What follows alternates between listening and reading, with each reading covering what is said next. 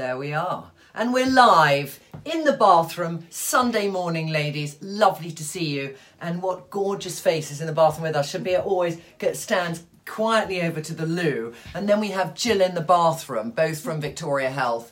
And today we have taken all your questions and thought, what is the one we need to do with Shabir? And Shabir was looking at all your questions before when we done menopause, the first one we did. Absolutely. So you've come up with the hot topics of the day. As far as skincare is concerned, we get a lot of customers asking us for how to tackle acne. Acne spots. And we have hyperpigmentation, lots about and we spots. have lots. Yeah.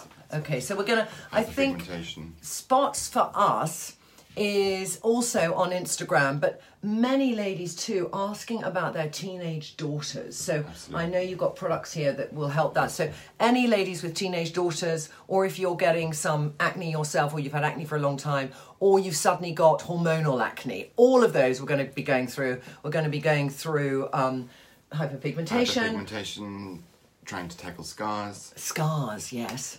And move on from there. We'll go on to some new products as well. Fantastic. Okay. All right. So, and always, as ever, your questions, lady. Good morning. I've got to get my glasses on. And Ross is outside. Jill's in the bathtub. Ross is outside. And he's going to fire the questions away and tell me to shut up, Trinny. So, and teenage sons, Michelle is saying. Demetrius is saying, great subject. Maury, I vote for Oxford. We're doing votes about where Trinny London should come next. So put in your votes, ladies. That would be fantastic. Good morning, everybody. I've just come back from Ireland. I had a fantastic 3 days. Wonderful. Amazing women there. So let's talk spots. Let's talk spots. Let's talk spots. How do spots come? That's the thing. Let's talk. Let me how start they, first with a broad thing that I think nearly everyone will have experienced spots at some point during their lives. Yeah. Most of us. Yes. The statistics, Have you? Absolutely. You have, with Yes. that beautiful skin Absolutely. Shabir has. Yeah. I mean, statistics tell us that 85% of people out there between the ages of 12 and 25 will suffer from acne. Okay. And 1 in 5 women will also suffer from acne post that age. Yeah. That's an incredible amount. So Yeah. it's not a wonder that it's a big topic. Yeah. And people spend, time and effort trying to tackle this subject. Can I also ask you, I don't know if it's good to start with this, Shabir, but I think that where you have, some ladies will, we can tell them where their spots are coming from a bit by where they sit on their face. But if you zone the face and you look at where your spots are, it kind of leads you back to whether it's diet or hormones or dirty skin or whatever. But can we talk about that first? I think we should go through it systematically. Oh, he's such a systematic man. I'm with a man in the room, and I want to be like. I think we All should first say what is acne. So Yes. acne is the classic definition of acne is very simple. It's inflammation of the sebaceous glands and the follicle. Okay. That inflammation causes the cells to proliferate at the top, so they're literally about to block the pore, or in some cases completely block the pore. And is that a sort of protection mechanism? It is. Inflammation just simply causes the body to react to an aggression, shall we say. And so the cells start to close the pore. You've got sebum inside, you've got all these bacteria living on the skin surface, including a specific bacteria called Propionibacterium acnes. So it's Propionibacterium acnes. Okay. P. acnes as it's And for is short. that why the word acne has come out? Correct. From that? Okay, from the actual Or vice bacteria. versa. Yeah. Great, I Anyway. never knew that. Love it, Shabir always teaches something. So Okay. this specific bacteria, now you've got a oil, a natural oil sebum, you've got all this grime, and you've got the bacteria. It's a breeding ground It's for a an recipe infection. for... So the body has to react to it. So straight away it sends white blood cells to try and destroy this bacteria, and of course in this fight you get the pus and you get the inflammation and everything else. So that's what acne is all about. This is how the definition of acne is, and this is what actually occurs. Okay. So what are the causal factors of acne? You might want to ask. Yeah, I do want to ask This that. is where you but, are. I know, this is where I come in, but I Yeah. wanted, just before you do causal acne, because I think slightly out from that kind of spot is a blackhead and a milia. Yes. So I this- just want to this is- differentiate yeah, the three at this point. What I was talking about was basically acne vulgaris, otherwise Okay. known as cystic or inflammatory acne. Where something's going to be there that might come out. Yeah. And you've got all the redness and everything Yeah. else associated. So there's non-inflammatory acne, and the non-inflammatory acne are whiteheads and blackheads. Okay. So a whitehead is basically where the skin has formed, but the sebum, which is white, has remained inside the pore. Yep.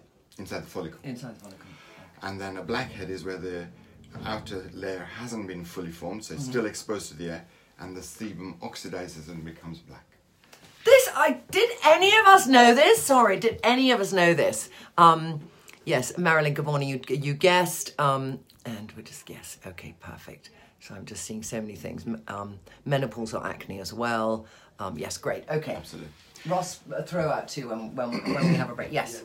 So, should we get back to causal factors? Yes, sorry, yeah, but that's good, because I just, because for us to know the difference, inflammatory and non-inflammatory, okay. Absolutely. Yeah. So, the biggest causal factor is hormonal imbalance. More than anything else. Yeah. We don't fully understand why hormones affect our skin. But the most widely accepted theory is that during our adolescent years, we've got more testosterone than we should have. The body works within very, very finite levels of those testosterone, and so it tries to convert that into DHT, known as dihydrotestosterone. And that causes inflammation, and inflammation then starts the cycle of acne. Okay. And the testosterone is both in male and female, because a lot of the people testosterone is associate both, it with absolutely, male. male and females as well. So, with reference to females going through the menopause, you've got your estrogen and progesterone levels are declining, but the testosterone remains the same. Again, because the body is working within very finite levels, it converts that. It's called testosterone dominance, so it converts that into DHT, which then causes acne during... Yeah, which is why a lot of women, when they're being monitored to get the right balance in biodynamic hormones, for example, which I went through, as soon as I was taking too much testosterone, like the next day, immediately. Yeah. But we also don't understand why, it only affects a certain number of women. Yeah. Not everyone suffers from acne. You're not going to give us the answer. No, we really don't know. Well, it's good. We really don't know. It may be that those people may have the enzymes that prevent that conversion, or it may be dietary factors. I mean, we know that... Could it be also anything to do with your skin's pore size? The ability or the blockageness of your skin. So if the texture of the skin, because if it's a very fine texture with a very small pore size, is there less room for this volcanic thing to be going on? Possibly. I mean, remember, genetics determines how many pores you have. You can never eliminate create more or less. That's the genes, but you can definitely help to improve the pore size using we're going to go into and things like that. All right. So that's number one. Number two is stress. I mean, we're before food. Food is a debatable issue. I know, because you see, many people feel I have some sugar and the next day I have a spot. No, sugar for sure. Okay, we'll come to sugar for sure. So but you're saying stress, okay. Stress, because a lot of us are in a stressful society, with stressful jobs, whatever the case may be. And stress causes the increase in cortisol. And cortisol is an inflammatory hormone. Shabir has taught us about cortisol. We've talked about cortisol quite a few times. Really, yes. So and stress also causes the production of other hormones by the adrenals. Adrenals don't just produce cortisol, they also produce small amounts of testosterone normally. And obviously stress increases that testosterone, so again you're going to convert it into DHT, which again is going to cause acne. And will that be on anywhere in your face, those stress spots? Or will they be certain area? It can be anywhere, it can be there, and it can even be on your back. Yeah, I get one on my bottom. Is that a stress spot? I get a stress spot here, just on my butt cheek. Can I just very quickly go back hormonal? Is that going to be anywhere on your face, or is it going to be at a specific location more? Generally speaking, face. Yes, but where on the face should be at? It depends on the individual. I mean, if you've got a dry skin type, or if you've got a combination, obviously you're going to get all that oil here and more likely to get spots there. Okay. Some people with dry skin may end up just simply getting the odd spot here and there. But I go and see facialists. I don't want to contradict you, but I really want to get into the nitty-gritty, who will say, those are hormonal spots. That is that kind of spot. And they'll look at different parts of your face and they'll map it out. How do you feel about that type of way of diagnosing? I think it's difficult just to say that this is a definitely hormonal spot or not. I think acne is acne, and you've just got to treat it completely from within, from topicals and from within. It's coming from within. That's the theory, so why not tackle it from within? But yes, you can definitely help your skin with the right diet.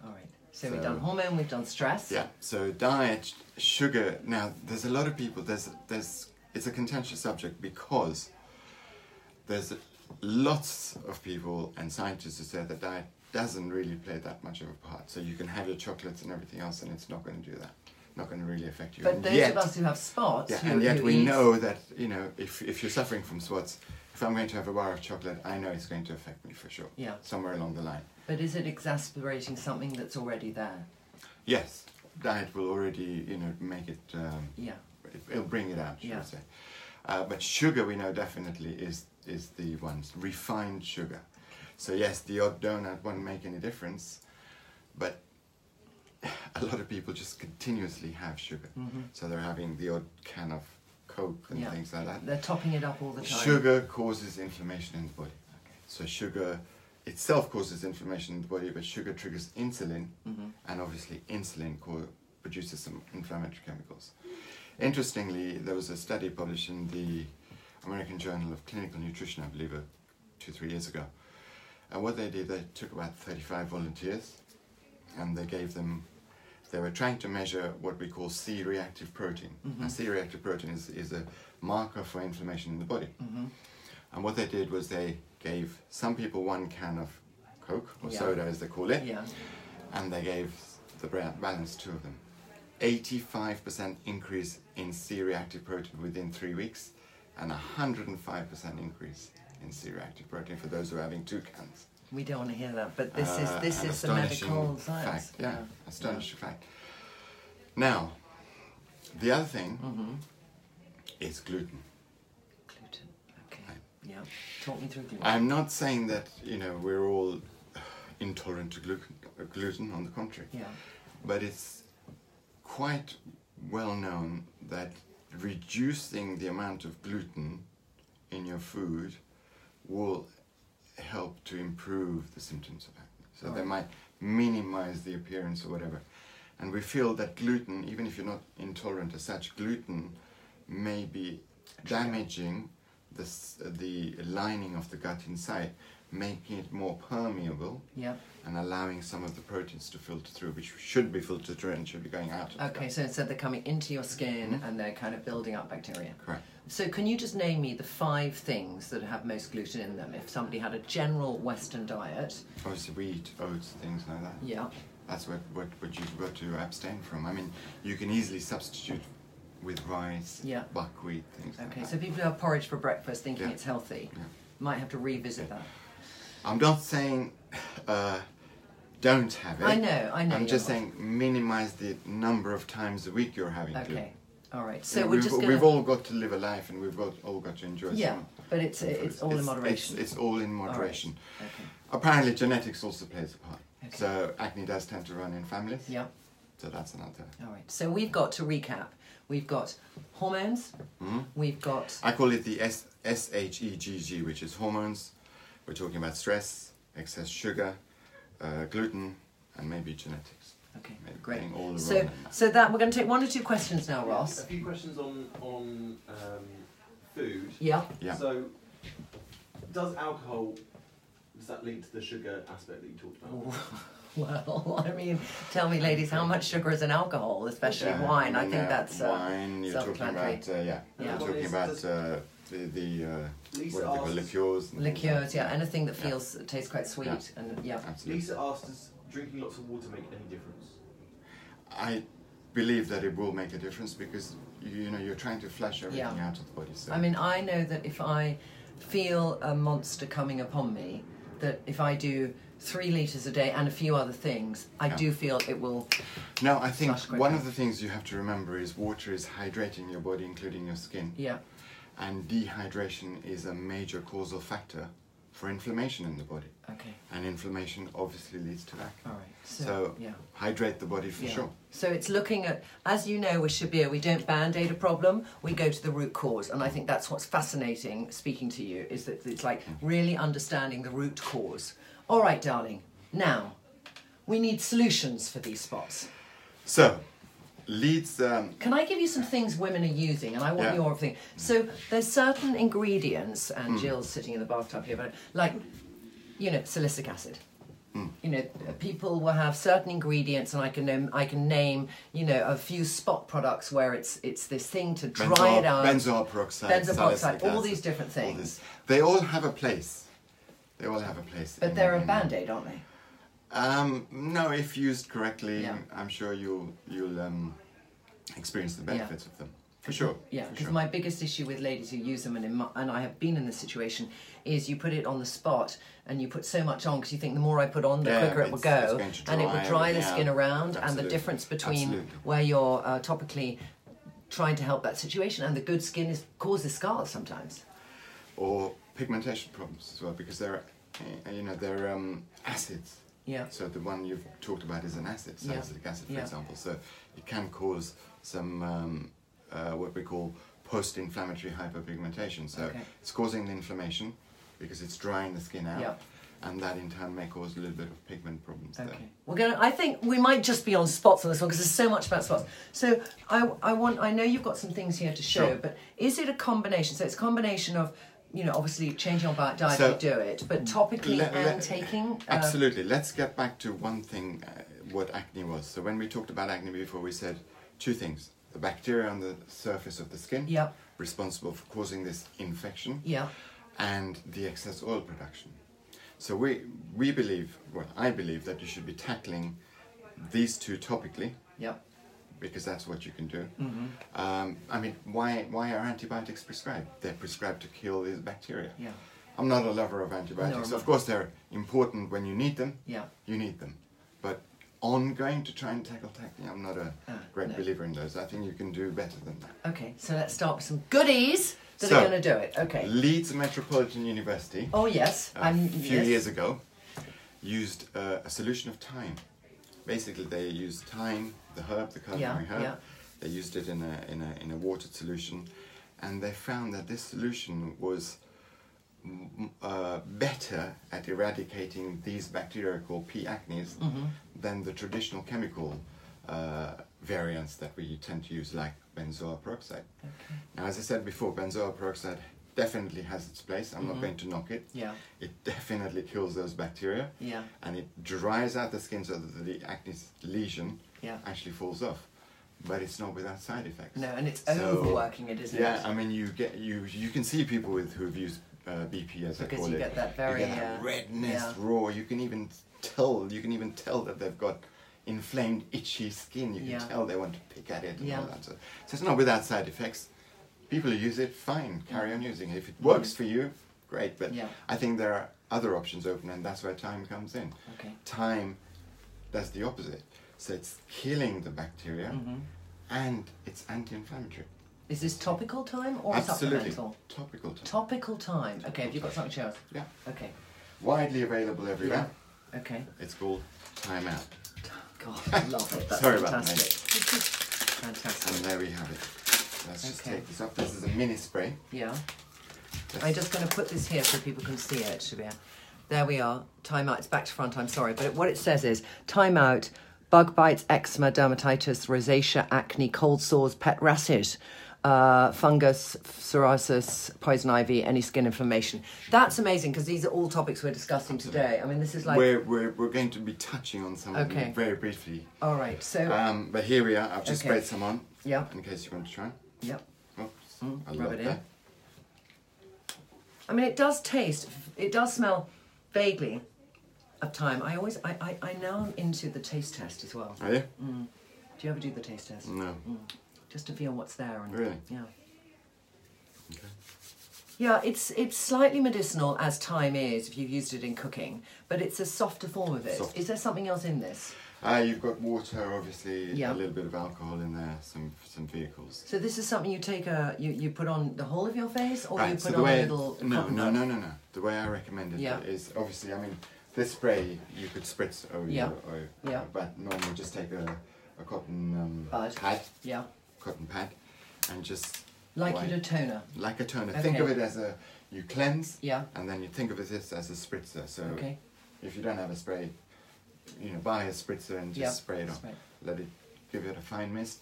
Let's kill those bacteria. Let's calm the inflammation down. how long does it take? Because the thing is also, I think in this day and age with our phone, with that, we want a result like this, and I think that's what makes us do the wrong things. And it's patience as well. But how long are you going to think? I would be expecting people using time out to notice benefits, certainly from the inflammation point of view, within the first few days. Okay. As far as clearing the skin is concerned, remember, yes, time out may work in 2 weeks, but you might also be having the wrong diet. You may be having an, you may be having an inflammatory diet. So it all depends on the individual.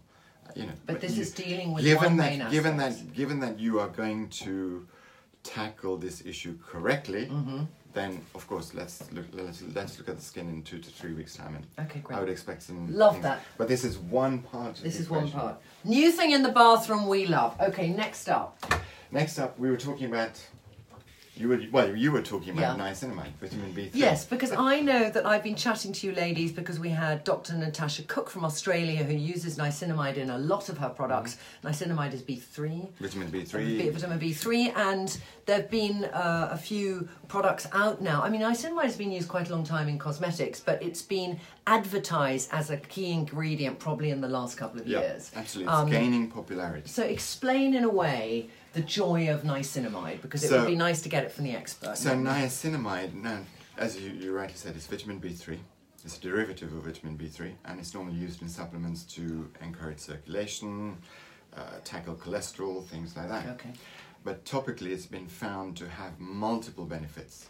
So we're talking about strengthening the skin's barrier function, number one, encouraging the production of ceramides, tiny little oil particles which are in between cells. It's called the extracellular matrix. Okay. So by doing that, you're preventing dehydration of the skin. Remember, dehydration leads to inflammation, it leads to wrinkle formation, it leads to so many things. So ceramide they've heard about because Dr. Jart has a ceramide cream, and ceramide is I'm not saying an alternative to hyaluronic acid, but I'd say it's a water-based product that's making a barrier to your skin to keep the hydration in. Okay. Niacinamide also has anti-inflammatory properties, so it's great for rosacea-prone skins. Anywhere someone who's got inflammation. Inflammation. So rosacea is inflammation. Is eczema inflammation? Eczema is inflammation. Yeah. So any if you've got, a lot of people will take this little drop of niacinamide serum, generic or whatever, and just dab it on, because a lot of people get little dry patches. So let me just show that. Okay. So that's this is niacinamide. Is it GOW? It's Garden of Wisdom. Garden of Wisdom. You can get some Victoria Health. And this is Synergistic Anti-Inflammatory Niacinamide System. So I'm just going to put that on there and just look at the texture. You can see just a small amount. Yeah, I've probably taken a long way. I mean, it has great, and you feel it is a water-based product. There's no oil in it, is there? No. And is it going to feel drying on the skin at all? Not at all. Is it going to feel like a hyaluronic in a way? By calming the inflammation. So let's go back to acne. Yeah. By calming the inflammation, you're encouraging less sebum production. Okay. So you've got the time solution. Smells of nothing. No, it smells of nothing. And it goes on, it actually disappears. It doesn't feel dry. I mean, weirdly, nicely, there's a little hydration there, but it's just going to become tackic in a minute, and then it will dry, and then I think I won't feel it on my skin. Yeah. So the idea was the niacinamide calms the inflammation. So if you're calming the inflammation, you're reducing the ability to produce oils, sebum. Okay. You need a certain amount of oil. Sebum is important. It waterproofs our skin. Yeah, we can't. It keeps some. It gives skin some elasticity. Yeah. It's a natural oil. What percentage? Because I imagine in different serums there's different percentages of niacinamide. So it's a proprietary formulation, and I'm not supposed to divulge the concentration. No, but I'm just saying. But generally speaking, you find serums from 3, 5, 10%. So is it similar to? I mean, I'm not asking you to divulge things, but.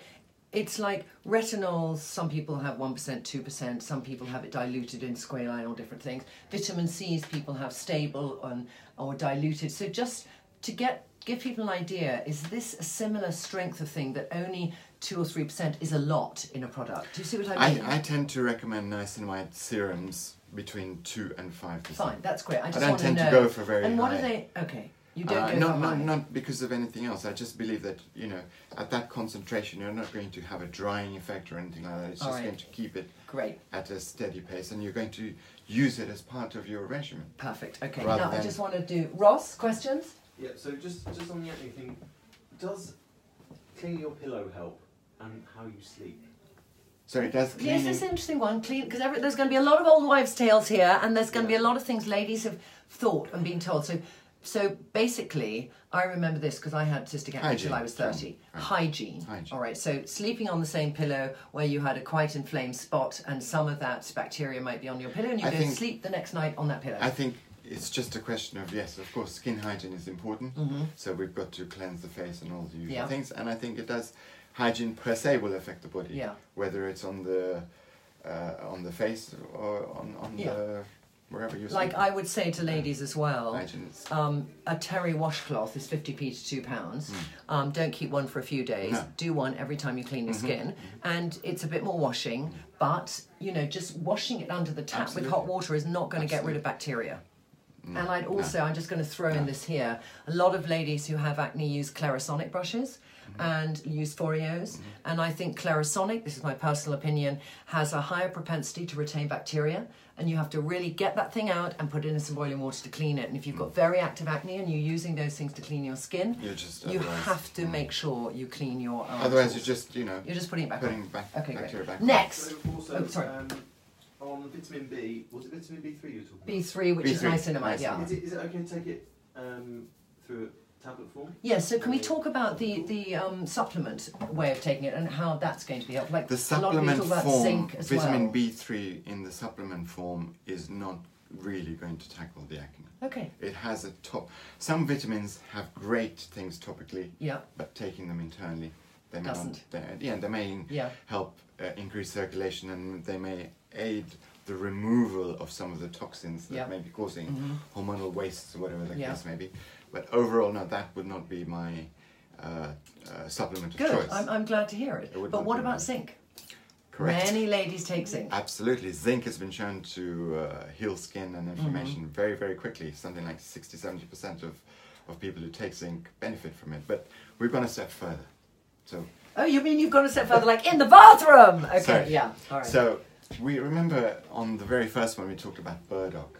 Yes. And burdock had its look back if this sounds double Dutch, but it was quick précis for the ladies. Yeah, burdock, so some magical things. Burdock is a root that has powerful antibacterial properties, and it is known to cleanse the bloodstream of all the toxins. So it works on the bloodstream through the liver, eliminating all these hormonal biowaste. So it helps acne. So here we have a supplement that we've put burdock in there. Zinc should be in there, if my memory serves me right. Yeah. I am getting old. Zinc should be in there. There's some probiotics. Probiotics work in the gut to eliminate waste. Because you were telling us about all the excess gut bad stuff. Absolutely. So have a look at those ingredients. So this is Clear Skin Complex, and it's by Viridian, I'm sorry. Viridian. And there is zinc, there is burdock, there is bifidophilus, all those things which are the ones for the bacteria, Gochicola.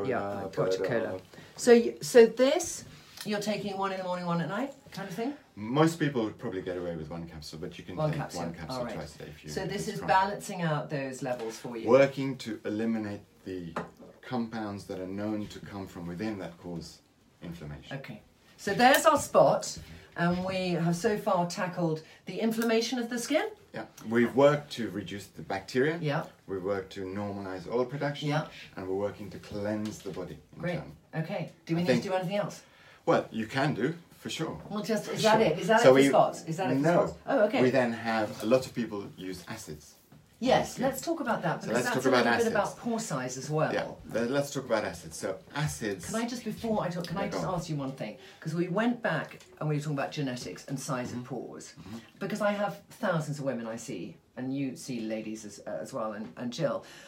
But I do notice women with a very small pore size tend to get spots less. So Susanna, who I worked for 20 years, had immaculate pore sizes.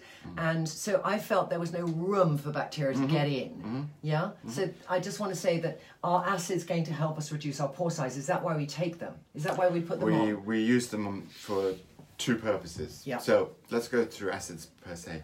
You've got alpha hydroxy acids, and you've got one called beta hydroxy acid called salicylic acid. So alpha hydroxy acids basically are fruit acids. You can get them from sugar cane, like glycolic acid. You can get lactic acid from corn and milk, things like that. What they do is they exfoliate the skin and they resurface it gently. So that they're involved by resurfacing. Imagine the pore at the top of the skin is that size. Yeah. By resurfacing, as you're taking those layers down, it's coming down. So you're resurfacing it gently. Okay. The pore size is improved. With pore an AHA. appearance. With an AHA. With an AHA. All right. Right? And that comes in things like, I mean, I talk a lot about biologique rechargé. I am sure there are many products that you may even be using that you may not even be aware of. I mean, and there's glycolic people, cleansers. yeah. It's everywhere. It's everywhere. So It's BHA. everywhere. So AHAs are normally water soluble. Okay. So we tend to use them for normal to dry skin. All right. We tend to use them for normal to dry skin. Okay.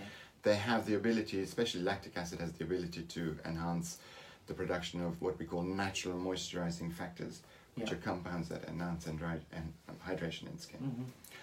And then we've got the BHA called salicylic acid derived from aspirin.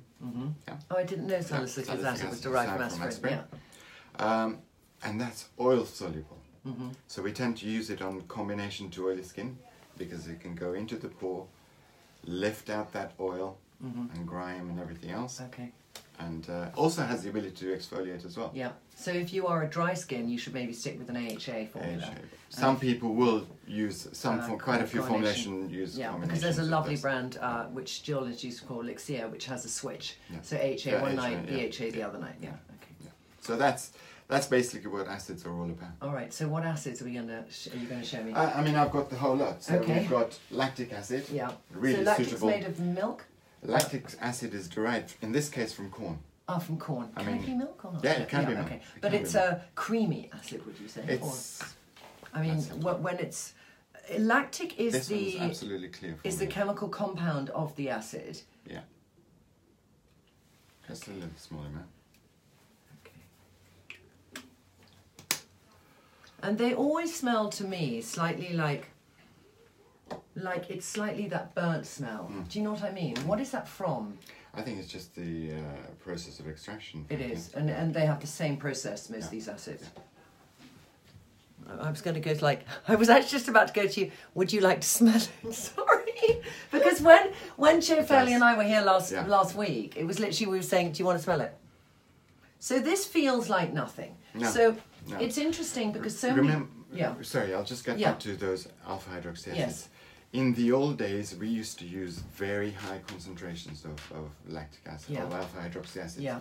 The idea was to encourage the peeling, but also very high concentrations encourage collagen production, because when you cause that much inflammation, the skin's natural reaction is to try and protect it, produce those collagen fibers, protect the skin. So we used to use that, but then you'd end up with a peel effect. You almost see literally big dry areas of skin. So is it doing the same as a vitamin A? Is it, but it's a different chemical process, chemical compound to get to the same effect, skin. But no, retinols and vitamin A's or provitamin A's are working to enhance cell renewal. But they're still doing the peeling effect. They're still having the peeling effect because of the acidic nature of them. So this is a peeling effect that will not come from underneath above, but it's starting on top. From the surface. From the surface. All right, that's a difference. So and do you want to use it that much that you no. peeling? No. I mean, I think some people. I mean, we still sell lactic acid at that level because some people insist on it. Yeah. But these sort of concentrations, we're talking about. I'll pick the wrong product. But concentrations of 5%, for example. Okay. It's safe enough to be used every day. Okay. You're gently exfoliating the skin. You won't even notice that you've shed some cells. Okay. Perfectly fine. All right. So this could be you've done your cleanse and you could put the lactic acid on. We'll go through a final regime. We'll go through a final regime. All right. Next. So, are you with us, ladies? I just want to check they're feeling they're keeping up.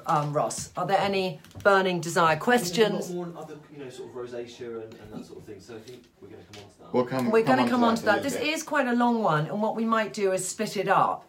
But we're going to keep running today because it's really fascinating. We don't get Shabir often because he's a very busy man. I think the next thing we will attack is eczema, psoriasis, rosacea to a greater degree. Okay, perhaps. but can we just very superficially, because I did trail yeah. it. And the thing is also, I think one lovely product one could consider now for rosacea and eczema is this, which I just think is feels like a mini marvel in my I was going to say in my kitchen. I feel this is my kitchen. So that's a superficial, lovely thing to be introduced to. And First aid. I mean, first aid. Everything. It looks like Dettol, doesn't it? SOS. First aid, SOS. Okay, next up. Because spots is a huge area. I'm probably asked more about spots. So, than salicylic acid, as we spoke about this before, it's beta hydroxy acid is the only BHA that we use in skincare.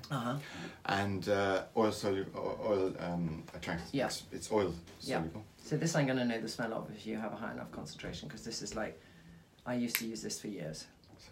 There we are, again clear. And it's a more, not a sticky formula, but it's more jelly. It's more jelly. And it's and that smell, I mean, you'll know that smell. These are all, what's really interesting now is, because I smell certain smells I smelled for years, but when you say now to me it's the acid extraction process, now I understand why that sits across salicylic and lactic. But what I like as well, what make of these? Garden of Wisdom. What I like as well is, I'm one, ladies, for products that are not trying to mask their origination.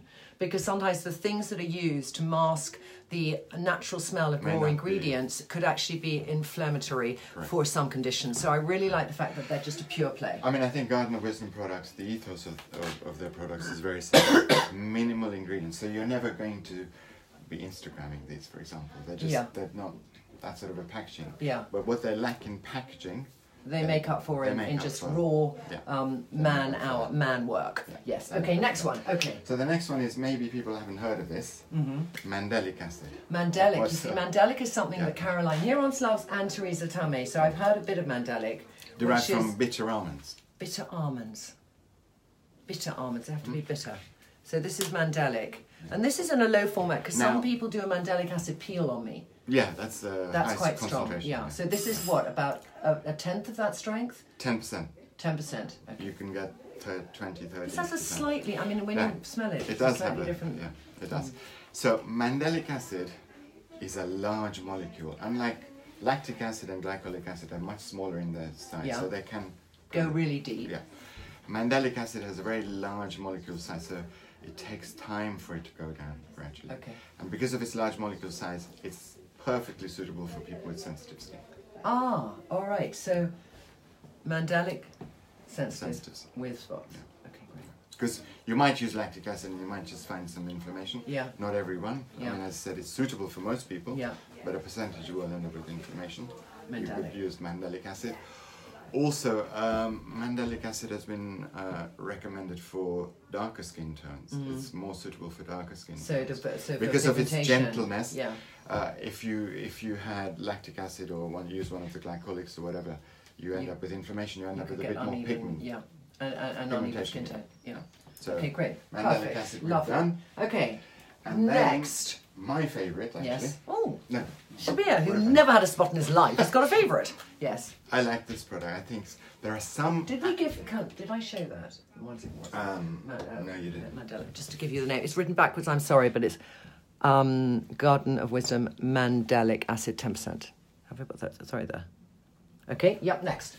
So we'll get back to this. It's called azelaic acid. Azelaic acid, which I have heard of too. Yeah. Tell me what that's derived from. So normally from rye, oats, things like that. But obviously these things are now lab engineered. Okay, because you did just tell us gluten was not good for our spots, and and we're putting an acid which is based on derived from it. There's no gluten within that. All right. Yeah. Okay, just checking. Yeah. Just checking. These days we're not even getting it from that. Normally it's found in rye, barley, wheat, things like that. But these days it's lab engineered. This is a beautiful consistency. Yeah. I mean, this is very nice touch. Look, there are some products that what's always seem to go beyond the, they don't come onto the radar that much. Azelaic acid is not talked about. No. How many of you ladies use azelaic acid, just out of interest? Yeah. Okay. Curious to know. Yeah, I'm curious to know, how, Ross, when you get the answers in, but how many use azelaic acid? There's a few people doing little hearts, but yes. So tell us why it's a miracle. So, azelaic acid has exfoliating properties. It definitely helps unclog pores. It definitely works to help with uneven skin tone, brightens and freshens skin, multi-purpose. So it's a vitamin C element to it. Multitasking Okay. serum, yes. A magic serum. Like vitamin C. It doesn't have the exfoliating properties that lactic acid would or salicylic acid would. Right. It fails there to a degree. Yeah. It does exfoliate, but not to the degree that those other acids do. But nevertheless, because of its such a broad aspect of usage, I think it's one of those serums that you could easily introduce.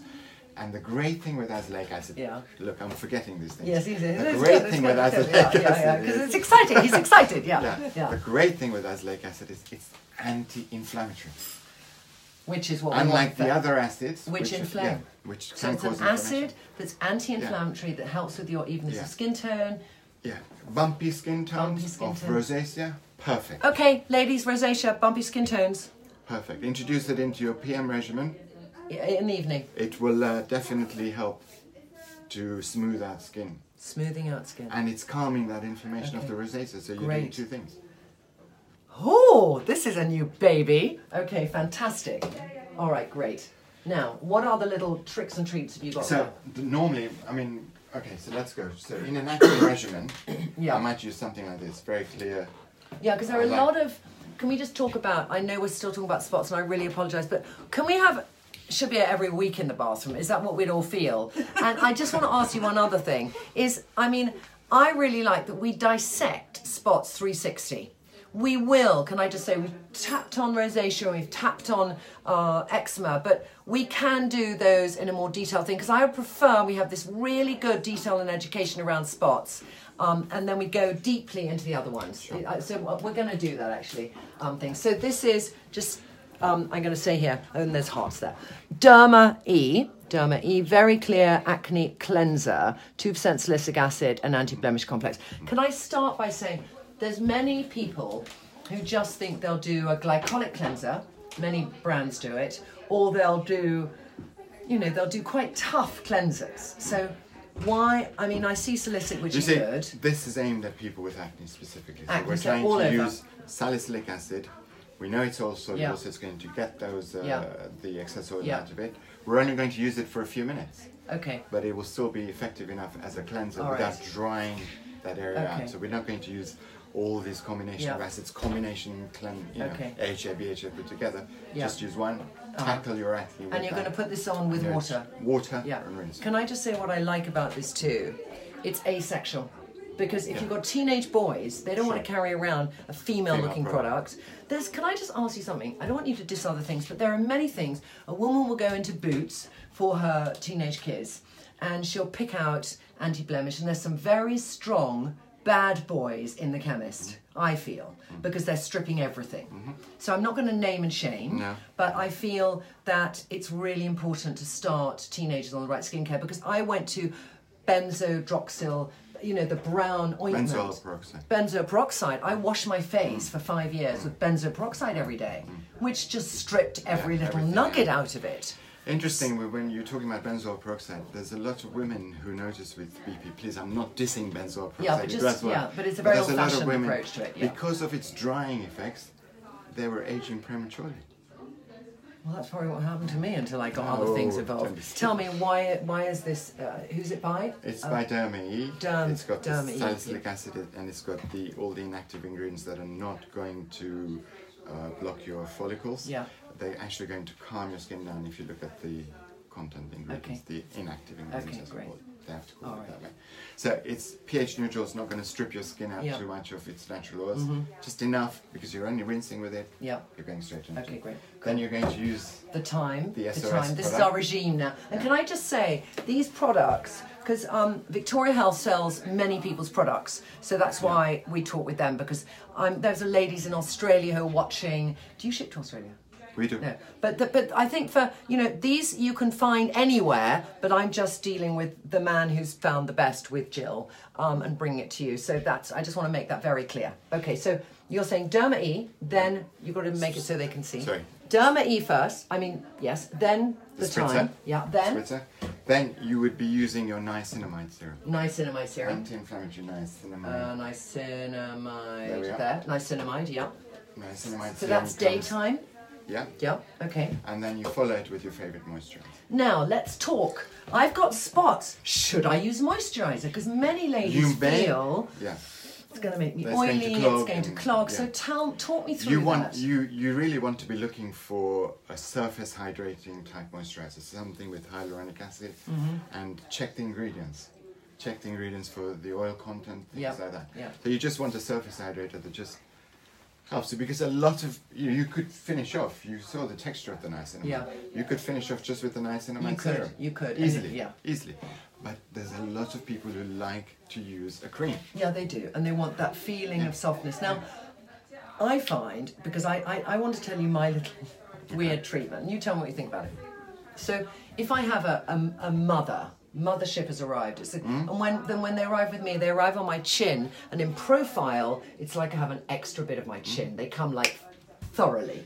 So I usually use some kind of acid, and then I take microneedling, and I needle with a little red light, but like Swiss Clinic does a red light, and red lights only work if you've been 20 minutes, but I feel it's anti-inflammatory, the red light. So I literally do that in front of the telly very gently, because I feel I'm breaking it down, and it does work for me. But then I will sometimes put on an oil, because I don't feel bad to put on an oil afterwards.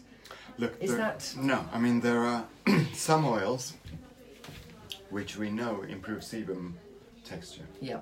So we talked about this oil that's gunking the hair follicle. Yeah. But things like argan oil.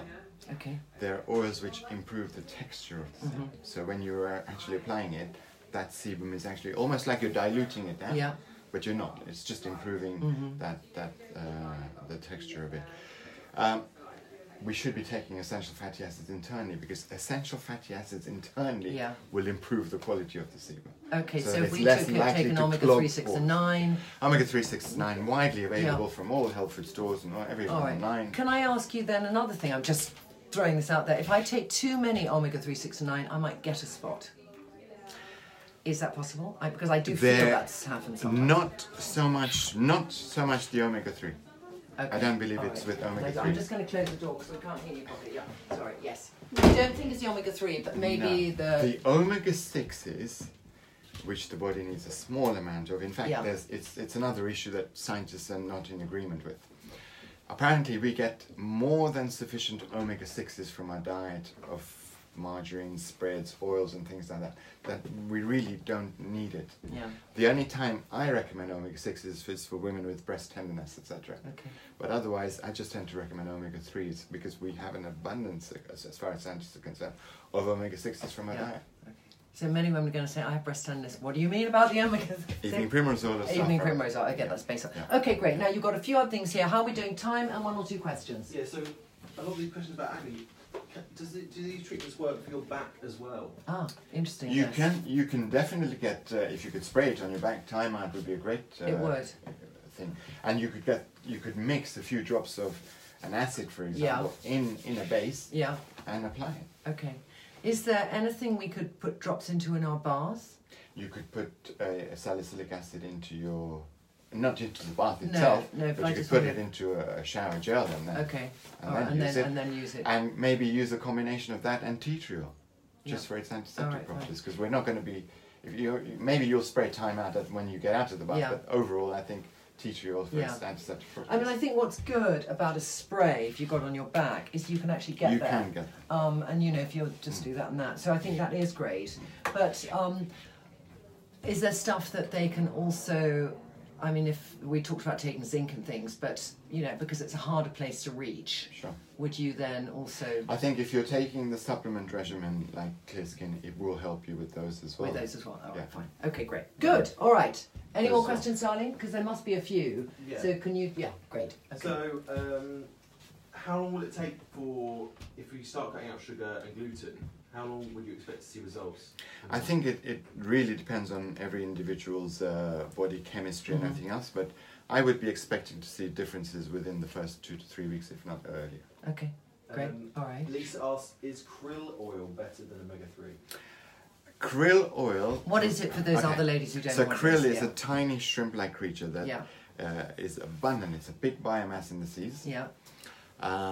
Whales take tons of krill oil, and we assume that their longevity is based on that. So unlike many fish oils, which tend to filter, and you have to take the fish oil out of the skin, or in the case of cod liver oil, out of the liver, or whatever the case may be, and the seas are polluted, so fish oils may be liable to PCBs, contaminants in the sea, etc. Okay. Krill has nothing. It literally has omega-3 within it in a base of astaxanthin. So it's considered the cleanest of the omega-3 oils. But here's the difference. Okay.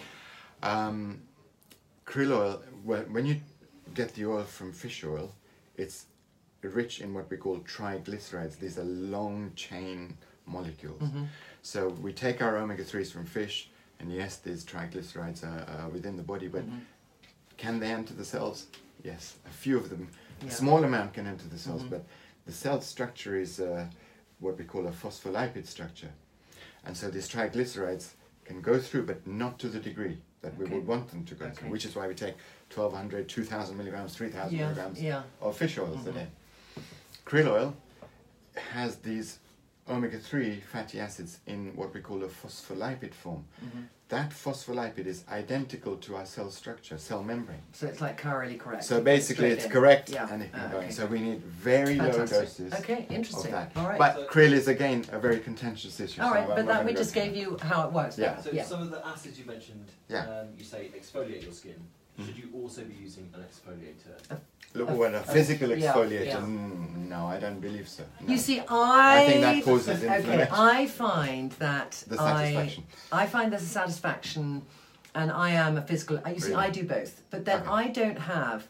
I have skin that can get spots. I've had very acne skin, but I don't have sensitive skin. So I agree. If you have any kind of sensitivity, you've got to just do one or the other.